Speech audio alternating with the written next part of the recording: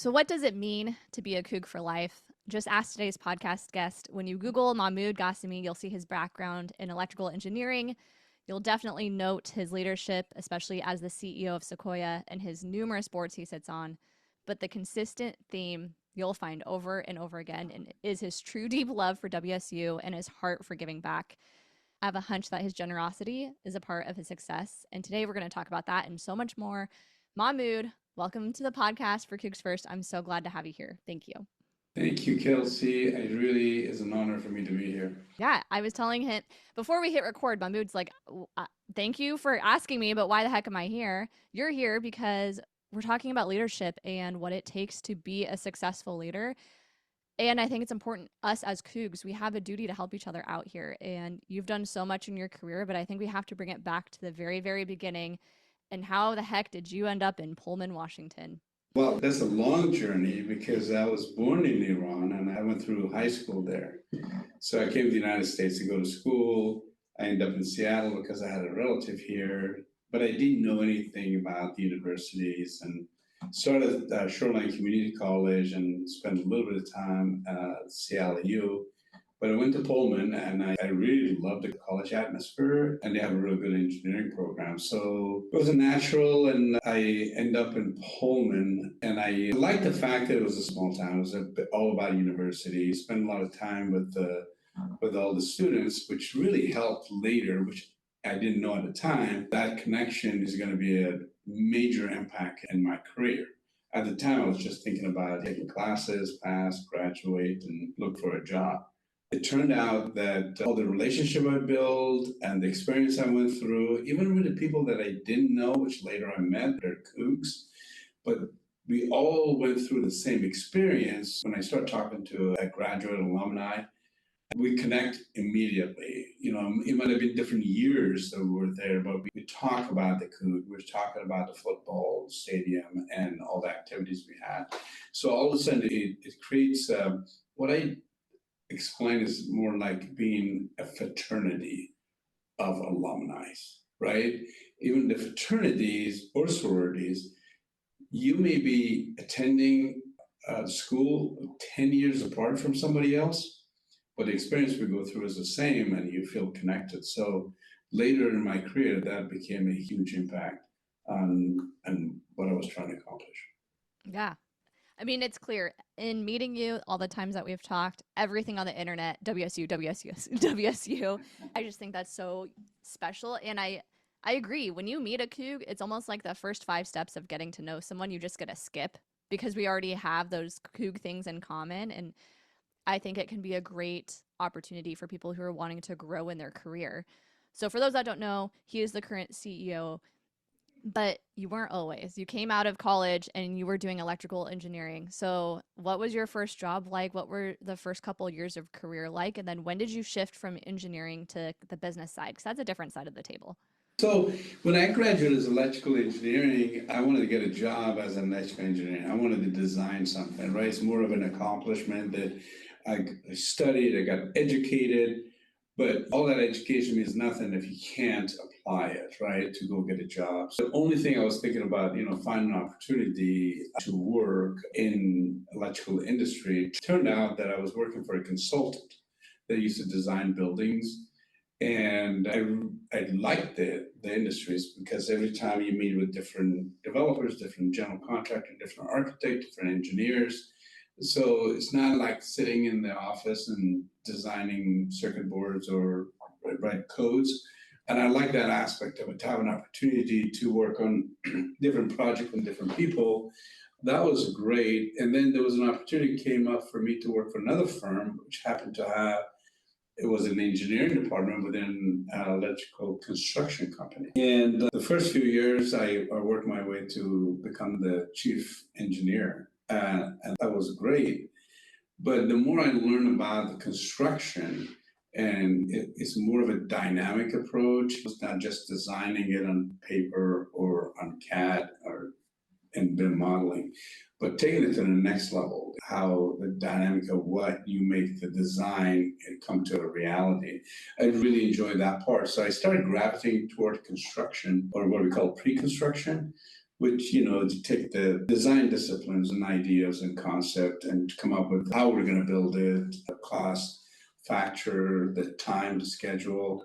That was really fun. And a few years later, there was an opportunity to join a firm, turned out to be Sequoyah Electric. And obviously, when you become a part owner of a majority construction company, you start doing more, you learn more about operations. So I've seen the whole gamut from the engineering all the way to delivery of product, meeting with clients, meeting expectations, and then all the innovations that you have to come along, that you have to reinvent yourself, always trying to figure out. One of our core values is continuous improvement, which applies to everything that we do. So it's been a great journey. It's been the last 22 years at Sequoyah. Along the ways, there have been a lot of amazing, wonderful people that helped us build the company that we are, and a lot of great ideas, a lot of collaboration.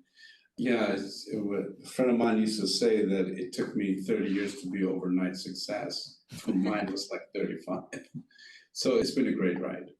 Yeah, I think that what is unique to your story is that you come from the not only engineering, but the electrical engineering background, which has a little not a bad rap, but they're not the most people. They're very much numbers people. I'm married to one, so I know. Yes, yeah, that's right. That's right. It actually is an advantage if you're an electrical engineer and can think in engineering and be able to shift to go to construction, which means you take the engineering ideas, what you can make in reality, and you mix it up with a little bit of social skills, you can kill it because there are not very many people out there. So Yeah, I figured this is a good spot for me. that was going to be my question is I can't imagine most are wired that way. So thinking back to when you were younger, were you always kind of social? Were you a little bit of the left and the right brain? Like, are you doing what you always thought you would be doing today? So I always make fun of electrical engineer because I reserve the right to do it. I'm one, I can do it. There are a lot of, engineers get the bad rap, right? Some of them is well deserved, but there's a lot more people that they're not. But as everybody gets a rap. Being sociable, just being liking people, enjoying people around. And I just so happened I was really good in math and sciences. I really enjoyed it. I'm not good at reading, biology, history, and all that. I would have struggled more. It just came natural, and it just worked out for me. If I was ever like somebody in a software design that had to sit in a cubicle and write codes, I might have not been as successful. So I found the spot that I was looking for, and it fits it's just with all the young people, you got to really enjoy what you do. And once you do, you'll find your spot, and then you'll be successful rather than just do it for like money or titles and all that. I mean, you may make the money, but may not be happy. I think a lot of people are in that boat, or they're striving for that perfect trifecta that you found. And I think Right. that some of it just takes time, honestly. Yes, it does. Yeah. Just, consider the world's your oysters and don't narrow yourselves in vision to what the society tells you or other people, or you narrow your vision to what you think you're going to be doing, because what you start, and that is true with most alumni that I've talked to, everybody starts at a point which is mostly related to what you graduate in. But over the years, you're going to find your path. You're going to find where like to be and become. And often they may not even line up at what you thought you studied. Because when you pick a major when you're in college, you have a very narrow vision of what is available out there. And the more you spend time in industry, then you're going to start thinking like, why am I in here? This is where I need to be. So it's natural. It Yeah. happens a lot. Yeah, that's true. So as you were stepping more into leadership roles and then eventually becoming CEO, how did you equip yourself with those new skills you needed? Because that's a difference. I mean, yes, the relatability to leading a team of people who are engineers and technical. It's great that you come from that world, but leadership is a different beast. So how did you learn to become a better and more effective leader? Well, that's making an assumption, Lynn, Kelsey, that I am a good leader. Well, you're still around, so I think that's a You're good still sign. around. Yeah, I guess I pay enough money for people to stick around. That could be a reason. You know, it's interesting. When I graduated, I never thought about a leadership position to where I am now as a CEO. So I never really thought about it. But as you build your credentials in the business and you start moving up and you become the lead designer, and then you become like a group manager and chief engineer, then you start realizing that there are skills that I didn't possess at the time, and I didn't know that, right? So you're going to go with your natural inclination of what I'm supposed to do, what I think is going to be what I should be doing. And then you start finding mentors, hey, what do you think? Or bounce ideas. And I've always been good about, one thing was good about my approach was I asked a lot of questions. Two choices: either fake it and say, I know what I'm doing to make everybody, trying to impress people, or actually ask the question. And I push all our young people to ask as many questions as you can, because at the time you graduate from college, nobody expects you to know what you're supposed to do. So it's a perfect time to ask a lot of questions. So I was very open to ask and get mentorship, input from others. But reality is the companies that I worked for, they didn't see the leadership as critical at the time. It's more about, can you do the job? Can you make money? You know what I'm saying? Keep clients happy and all that. So some people naturally they're gifted, they're good leaders. Some people they have some ideas what it's supposed to be, but just like education, that we as an electrical engineer, you got to go to college to get a degree. But a lot of us don't go to college to become a leader. So some of those it's in the hands of the industry. Industry is the one who's going to try to teach because they need you to be a better leader. At Sequoyah, we have leadership classes that we started taking classes. Our leaders are ourselves, myself included. I still have an executive coach. I still meet with Chip once a month because I want to know. I want to know what's the better way to do it. How do I become a more effective leader? The leadership, a lot of them comes from the larger company that they understand the impact of not being a good, strong leader.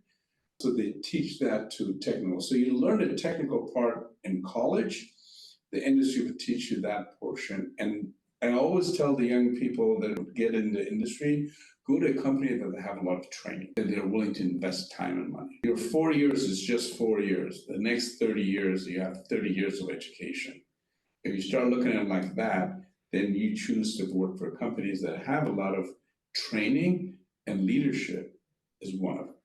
And we all need to become better leaders. And then you start feeling the need for it because sometimes you get stuck in situations that you don't know how to answer. And those leadership classes really help me to be a better leader. I agree with this idea of being forever student. You start to select or choose different topics where you know you're deficient or could improve on, or you're just curious on. And I think that's another Coug thing I notice. A lot of Cougs who are successful do that and have that approach. They're constantly learning, growing, and wanting to be better. Yes, and I tell you what, I think colleges have recognized the need for the leadership development. So there's a lot of classes. I know construction management is one of them, engineering. They have a lot of leadership classes, which at the time, years ago when I went to college, it wasn't as important, but it's becoming more important. So I know Washington State is investing time and money into the students. So they're much better trained for it. Yeah, you're like, great, helps me for when we're growing our team. So Yes. thank you. Just for some context, do you mind sharing how big is Sequoyah? I mean, how big is your team? How many people work for the company? Yes, so we're multidisciplinary. We have engineering, we have new construction division that does all the major projects from $1 million up, more of a commercial. Residentials are usually high-rise towers, and we do data centers. There's another group we have worked on data center. We have a group focused mainly on industrial, for the most part. Boeing is a huge account and a client for us. And we have special projects. They do all the quick turnaround projects. We have service department with vans. They run around. And then we have two low voltage systems, the anything from fire alarm, security, access control. And so we have multidisciplinary, anything basically, if you got in a building with wire in it, we're involved in it. And in fact, we're involved in it if there is no wires. So we do a lot of wireless systems. So we're about, I don't know, $140 million volume a year, about 400, 450 average. But we go, depending on the type of job, we've gone as, high as 550. So we're a decent size company. We can do most major projects. Yeah. How many people work for Sequoyah? Do you know? Yeah, that's about, depending on the time of the job. So some major projects, we hire a lot, we're a union. Yeah. So we get a lot of electricians in. So we're averaging about 400 to 450. Oh, gotcha. But in a tough economy, it drops down to 350, and economy is really good. We've been up as high as 550 employees. Here's why I ask all of that.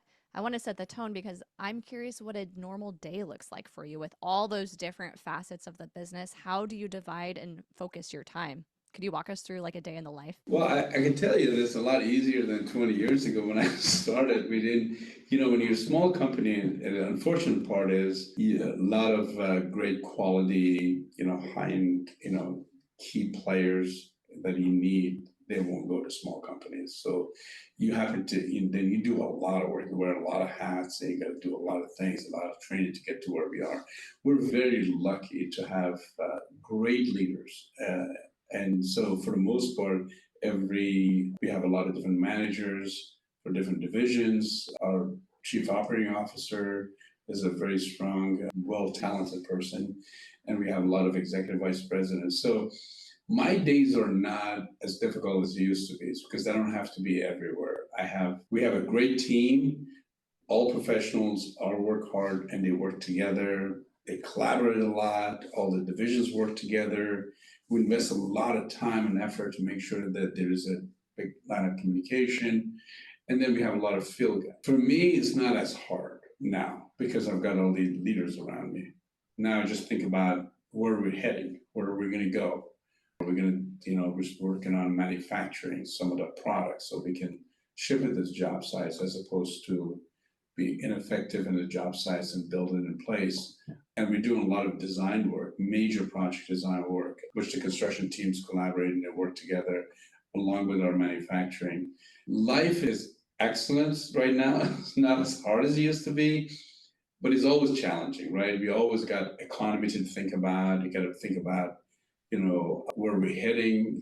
We're always thinking about a year, 2 years down the line.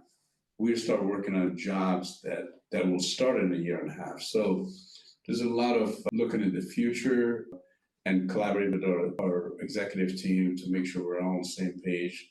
We get different ideas from different people, keep us at the leading edge. Yeah. I mean, you're making your job sound easy, but if you woke up one day and just stopped pouring into your leadership team and you stopped casting the vision of where your company is headed, eventually it would probably come to a standstill or just stop making forward progress. Well, I hope by the time that I stop thinking about the future and vision casting and sharing it with the team, it's probably time for me to step aside. I mean, every person in our company is extremely important, from the staff all the way to my position. There is a need. Everybody, you got to be responsible, hold yourself accountable for the position you have. I do a lot of those, thinking about the future, where our facility is going to be, looking at it down the line. And it makes it fun because you bounce off other ideas, other people that come in and they say, well, what about this? What if we do this? So that makes it fun and exciting. But there will be a time that I need to step, aside and allow the next generation to take my place. Because if I don't leave, there is no vacuum. It won't allow the next generation to come up. And then there's generation behind them. I'm extremely excited that I just announced that we have 5 new partners added to the firm. So the goal is we have 12 of us own the company, not just me. And then we also have 12 associates. The idea is that the more people that come up, we give them an opportunity to be part of the future of Sequoyah. And it'll secure our future, secure the future of all the people that work for us. When part of our management approach is we don't think about how much money we're making. We think about we have 400 people work for us that we're responsible for. And every one of them has got a spouse and kids. So we got to be thinking about how do we make our team stronger, more educate them, make them the best professional they can be. And it's interesting, the more you invest in people, the better people you have, and the result will show it in dollar cents, rather than think about dollar and cents and not think about the other part. And our team, our management team is absolutely on board. They believe in it. We have mentoring program for everyone from engineering, from field apprentices, our general foreman, because the only way you're going to be successful is the team is successful. And I think that also, I mean, I'm just making some assumptions, but I think that's also part of why you're so big on giving back, whether it's your time and coming to Pullman and speaking or donating or encouraging people to support. I just know that's a big part of who you are as well. So do you mind sharing more? Why do you do that? Why is philanthropy like a core value of yours? I mean, it's all over Google. It's the main thing I could find about you. So tell me more about that side and why. I give back because I'm extremely selfish. When you give back to like your university or organization like Seattle Children's, that is so amazing, Yeah. or education of our own team here, nothing feels as good as when you help someone. There's something in you that makes you feel really good about yourself. And I want to feel good about myself. I want to feel that I want to be a positive person, that people, that I, not for people to compliment, but just to make you feel good that I made an impact on somebody's life. Yeah. And I help somebody to be a better professional, to be a better family person for their family and our company. So I really enjoy it. It feels so good. And I don't know very many times that I've done different things that felt as good as. And to be honest with you, it's also part of the responsibility of every individual, every professional. There's so many people that help me be the successful person to whatever level that I've made, successful person that I am today. I got to honor those guys by passing on to somebody else. They were impactful to me.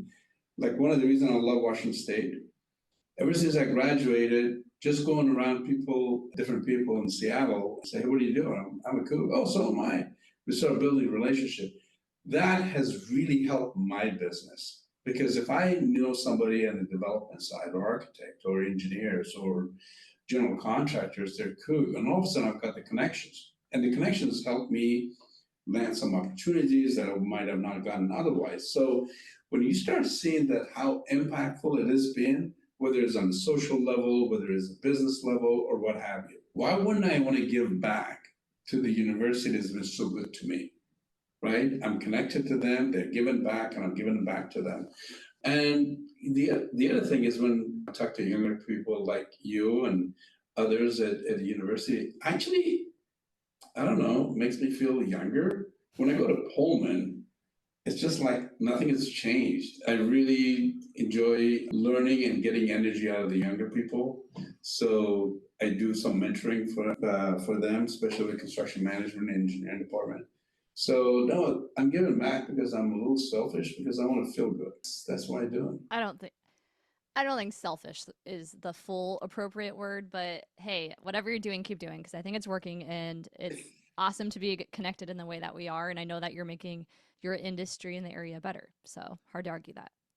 No, thank you. No, I call it selfish because, Yeah. I do it for me to feel good. And I hope everybody experiences that because then you start giving more, right? When you start feeling good, it's a great feeling. Yeah. I think it's this idea of like give back and you'll get more.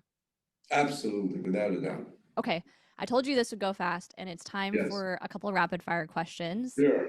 Just whatever just comes to mind. I got 5 of them for you. Are you ready? Got it. Yes. The first one, what does your morning routine look like? Oh, I guess like I'm an engineer. I always shower first, even during the weekend. I come out, drive my car, hit Starbucks. They already got my coffee, drive to work, listen to music, and then the first thing I do is just walk around the office and say hello to everyone. Hmm. Whoever I see, just chit chat with them a little bit and get to work. Nice. Practical. Very practical. I told you I'm an engineer. I Yep. admit it. Okay, number 2. This is interesting because you weren't in the College of Business, but knowing what you know now, which college class do you think is the most relevant for the business world? There's a lot. Obviously, understanding the business is one, marketing is another one, building relationships is another one, leadership is others. I've always told people that whatever technical degree you have, go to industry that you find. Once you find the industry, then you go back and get your MBA to understand how do you take your technical knowledge and apply it into the business. I wouldn't just go get an MBA if you're not quite ready for what business it is, unless you already know what that is. I think the most effective way is even if you don't go back to get your MBA, there are a lot of classes and seminars and all that you can take and it help you. You have to understand how the business works. You understand how to put teams together. You have to understand what marketing is. You're not a salesman. Nobody wants to be a salesman, but at the end of the day, we all have to be business salespeople, right? To present ourselves and put our company ahead of the competition. So those are the classes I would suggest. I think that's great. Okay, number 3. What is the most important skill that a CEO needs to possess to be successful? Servant leader. Yeah, that's a I full mean, sentence. I tell you what, servant leader it's a great concept for people to study. When I was younger, I used to think, oh my God, this leader I'm going to follow because they're going to tell us exactly where to go and they're successful. They're going to make it work. And that was me graduating from college. Follow a strong leader that's going to take us to successful result. But when you start actually moving into business, you realize that if you're a servant leader and you help everybody around you to lift up, you don't have to be one of my friends used to call do it all Dan. Apparently Dan was working for him and did it all. You don't have to be do it all person. You can be the catalyst that lifts 10 people of leadership or 20 people and they make great decisions because they're actually the expert in that specific part of your company. So servant leadership is what I would say is the key. If you were to design a WSU College of Business course, what would it be on? So I've never gone through that college, so I wouldn't know exactly what they are, but I would say understanding basic business concept, either that or, how to be a strong leader, which is one of the two. Because, a lot of people that come out of college, myself included, we don't have any business sense. We're just more of a technical people. They never really studied it or never understood it.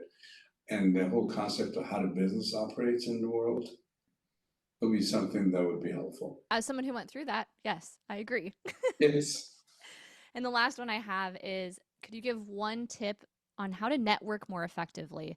If you're, coming to the Cougs First Trade Show or just at a networking event, what's something that people can do to stand out or make more opportunities come up? Just make yourself available and open to talk to people. Don't look at it as, hey, I'm going to go find 5 people. It's just be open-minded, growth-minded. That's one thing I've been, pushing in our leadership classes is open-minded and growth-minded. So as opposed to trying to make connections, is just be willing to listen to what other people say. And then you'll find your people and be growth minded. Be always, instead of saying that I know what I'm doing, is just, I don't know what that is yet. I want to learn what that is. So be open minded, growth minded, just talk to people. People love talking to people who are willing to listen. And people shy away from people who talk too much and they're not listening. I agree. I could not. I did do, by the way. That was amazing. No. That was so good. I'm like, meaning to get that last one in writing. I loved it. But yeah, I just want to say thank you so much for your time today and all the advice you shared in your stories. And I just deeply respect and appreciate you so much. So thank you. Thank you, Kelsey. I'm really honored. I was surprised that you asked me, but I do appreciate the opportunity. Yeah, I think when Cougs do cool stuff, the best thing we can do is share that genuine and honest stories of what it takes to get there. And hopefully we can all, be better because of it. And for those listening and watching, if you'd like to go find out more about Sequoyah, it may not be what you need right now, but if you potentially job opportunities or just more awareness about the business, please go check out the website. We'll have it in the show notes. Mahmood, do you mind spelling it for the people who are listening? Oh, yeah. So Sequoia is actually the native spelling. That's how we went back because one of the original founder of the company was Cherokee Indian. Mhm. So the spelling is SEQUOYAH.com. Yeah. So we'll have that in the show notes. Mahmood, thanks again so much. I love highlighting good Cougs like you, and I just appreciate you being on. Thank you so much. Go Cougs. Go Cougs.